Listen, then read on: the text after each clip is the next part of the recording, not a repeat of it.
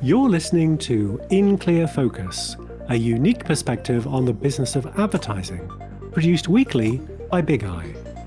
Hello, I'm your host, Adrian Tennant, VP of Insights at Bigeye, an audience-focused, creative-driven full-service advertising agency. We're based in Orlando, Florida, but serve clients across the United States and beyond. Thank you for joining us. In the current situation, we especially appreciate you choosing to spend your time with us. Cannabidiol is an ingredient in a growing range of consumer categories. In addition to products intended to relieve conditions such as anxiety and arthritis pain, you'll also find CBD in beauty products, food and beverages, sports supplements, and even apparel. And its use is not limited to humans. There are CBD products especially for pets, as highlighted in Bigeye's 2019 US Pet Industry Study. Consumers' receptivity to CBD use has been growing rapidly since the 2018 Farm Bill legalized industrial hemp production. Here in the US, around 15% of adults aged 21 and older use products containing CBD. Earlier this year, Bigeye undertook a national research study to really understand CBD use and to help identify opportunities to tap into this dynamic market. We'll be publishing the results of our study soon, but to contextualize the findings, today we're going to hear three perspectives on the market for CBD products and how purchasing and consumption is evolving. As we were analyzing the 2020 Bigeye CBD study results together, I asked Dana Cassell, our senior strategist, about some of the findings from the report. So first, Dana, can you give us a sense of what the market for CBD products here in the US looks like? Sure.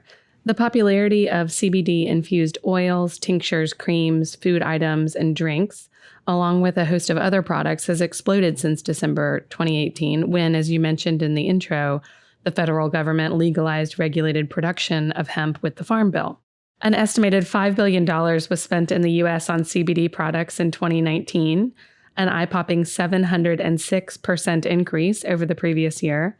That figure is set to grow to $24 billion by 2023.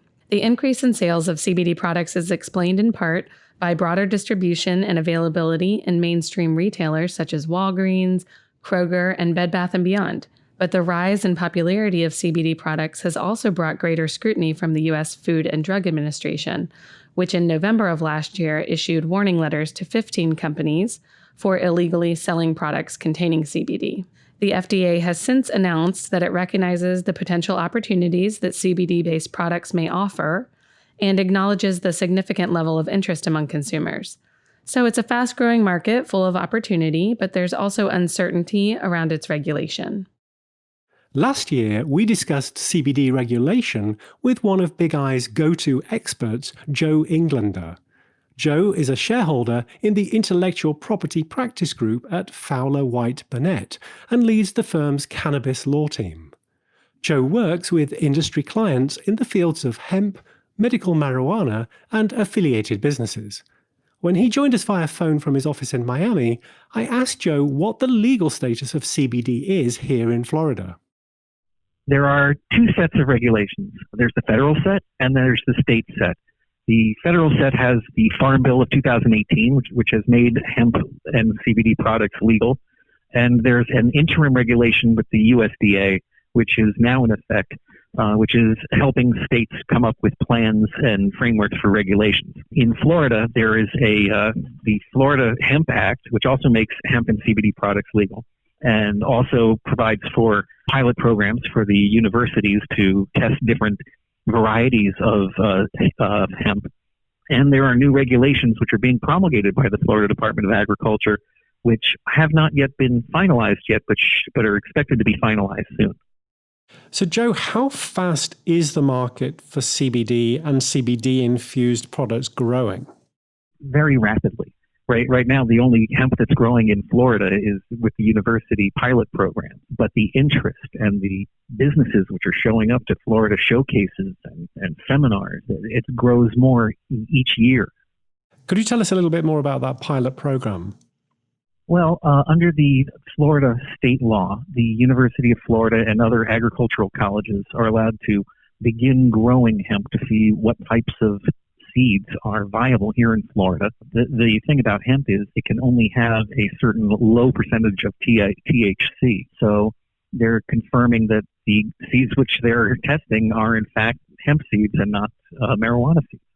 Right now, what should manufacturers include on CBD product labels to be in compliance with legal rules? That's an interesting point there. You'll find that in the regulations with both the Florida regulations and the interim regulations, that you have to say that there is CBD on them, and the amount of CBD, but you can't make any medical claims with regard to the CBD at this point. But you have to show what the percentage is and what I guess what you would say the dosage is, like what the recommended. For example, if it was whether you're supposed to take one edible or two out of a package of 50 edibles. It is a little confusing, the interplay between state regulations and at the federal level. Do you see a path forward for greater clarity here? I don't think that there's going to be clarity until there's legalization of marijuana in some way. And then it would probably be similar to the types of regulations that go on with cigarettes or perhaps liquor. As far as Florida goes, I think, like I said, there should be no limitation, no general limitation as far as CBD trademarks and protections of naming and branding, as long as the restrictions regarding age are taken care of. While regulations on hemp-derived ingestible CBD products vary from state to state, the Food and Drug Administration has approved all topical CBD products at the federal level. This includes analgesics, joint relief, lotions, and creams. One person with direct experience of manufacturing topical products containing CBD is Michael Law of Eagle Labs, based in St. Petersburg, Florida. Michael was also a guest on In Clear Focus last year, and with his background in the production and marketing of consumer packaged goods, it was interesting to hear Michael's take on the booming CBD market. First, I asked Michael how Eagle Labs got involved in CBD product manufacturing. So Eagle Labs had been making skincare and nutritional products for private label clients, large national retail clients, for about 10 years. The company was owned by a chemist with 40 years of experience formulating. Eagle Labs was purchased by entrepreneurial pair of brothers that wanted to get into the CBD category, but in a way that would ensure that their finished good would be nothing but the highest quality. So they purchased a very good quality manufacturer with chemists, as I said, with a lot of experience. And then they set about ensuring that their manufacturing processes were going to be ahead of any potential regulations. Our batch records, for example, are over 20 pages long for both the cosmetic products that we manufacture, anything that might be a nutritional supplement with CBD. There's extreme rigor. We qualify any new raw material vendor with 3 separate batch tests. We get certificates of analysis to ensure that the potency of the raw material for CBD is accurate, and that the safety is also assured, that there's no heavy metals, there's no bacteria, there's no pesticides, and so on. So very rigorous on testing anything that comes into our facility. Any new raw materials that come in are quarantined until they're tested. And then they're moved into the area where they can be used for manufacturing. As we're manufacturing and actually filling the tincture bottles, for example, we're testing from the top of the mixer, the middle, and the bottom to ensure that we've got a consistent level of CBD across the entire batch. And then when we get to the finished goods stage, we send out our samples from our finished goods to third-party labs for final testing. And we get what's called a certificate of analysis, or a C of A, that shows the potency, or if it's a 500 milligram bottle, we want to make sure that it's got 500 milligrams in it, and that it doesn't have any pesticides, any heavy metals, or bacteria in it. So I would say a very, very strong focus on quality, as you mentioned. And in fact, we believe that it's in our best interest and our customers' best interest to actually be ahead of what we think the FDA will decide in terms of manufacturing regulations. So we're moving towards OTC qualification, which would essentially mean we could make a drug in our facility and we would have the processes for making drugs. I think when the FDA does regulate, there will be a lot of smaller manufacturers that either haven't or aren't willing to make those kinds of investments in quality that will disappear. We'll be right back after this message. I'm Lauren Four, and I'm on the operations team at Bigeye. Every week, In Clear Focus addresses topics that impact our work as agency professionals and reflects the way that Bigeye puts audiences first. For every engagement, we develop a deep understanding of our clients' prospects and customers. This data is distilled into actionable insights that inspire creative brand building and persuasive activation campaigns, and guide strategic, cost-efficient media placements that really connect with our clients' audiences. If you'd like to know more about how to put Bigeye's audience-focused insights to work for your brand, please contact us.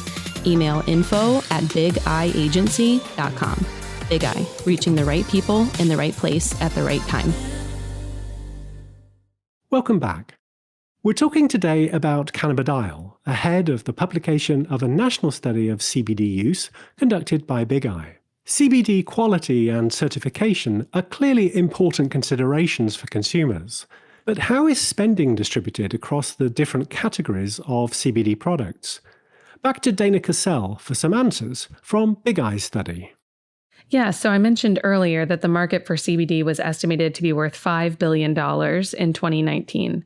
With CBD gaining in popularity in line with the trend towards health and wellness, and with product availability and variety increasing, the market is on track to grow to around $24 billion over the next 3 years. We asked users how much on average they spend on CBD products per month in total. In the full report, we break the results out by condition, but the key data points are that over 2/3, 67%, of CBD users spend up to $99 per month on products containing CBD. Over 1/4, 26%, spend between $100 and $199 monthly.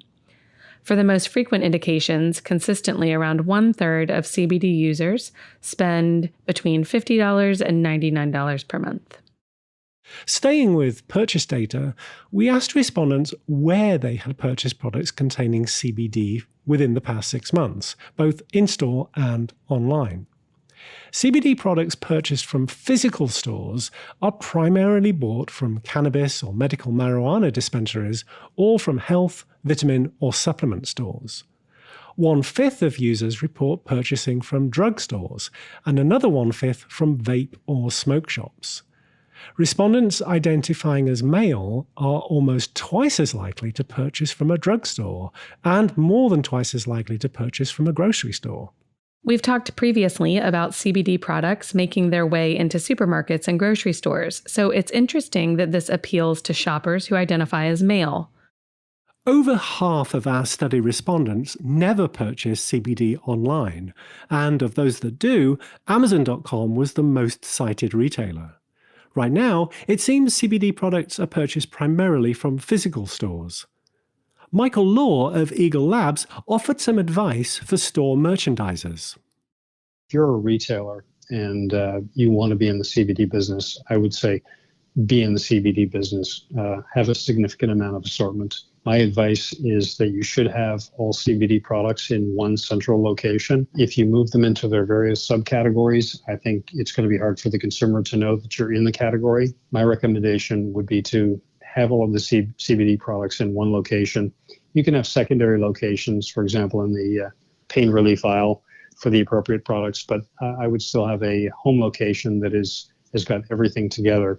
That way you're concentrating the opportunity for education. I think that you should have in-store signage and pamphlets and other forms of consumer education that are going to address the most frequently asked questions that consumers might have, either on a new brand or on the category itself. I think having it all in one location allows the opportunity to have an in-store educator nearby. There are some great best practices from smaller natural food stores and health food stores where there's an in-aisle educator that comes right to you immediately. When you enter the aisle, they come right to you and ask if they can answer any questions for you on the category.